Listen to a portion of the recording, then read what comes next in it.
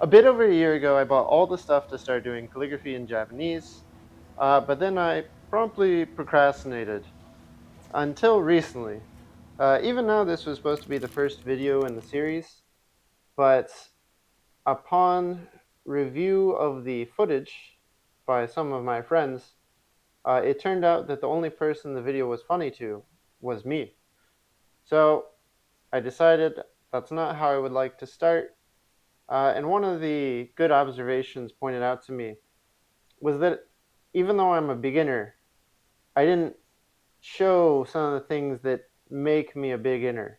And I didn't point out that uh, the point of these videos is not really for me to be the definitive example on how to do calligraphy, but, learn calligraphy with you.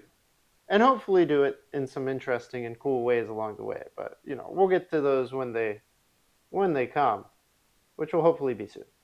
For example, when I'm doing calligraphy, you have to do the strokes in specific orders.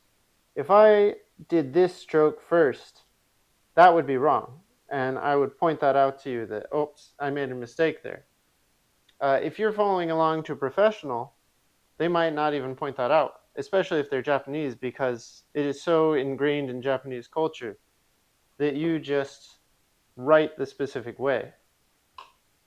But that whole specific writing system is interesting in its own right, and I'll talk about that in another video. My point in making these is not to just be like, hey, look at this guy who doesn't know what he's doing, make calligraphy, because I'm learning what to do as I go. But it's more that I lived in Japan for 4 years, so I asked a lot of questions while I was there, because I am a curious bee. I don't know if that's a real phrase. But I wanted to know things that are, you know, interesting about Japanese culture and their language that a lot of Japanese people don't ask. But I leave you here now with Saki. Oop, I made another mistake. Blot that out. This is Saki no bashi. I leave you here now with Saki no bashi, which means procrastination. I procrastinated making this video, and May starting calligraphy, but now I'm having fun with it. So I encourage you to go pick up something that you've been wanting to start and have fun learning.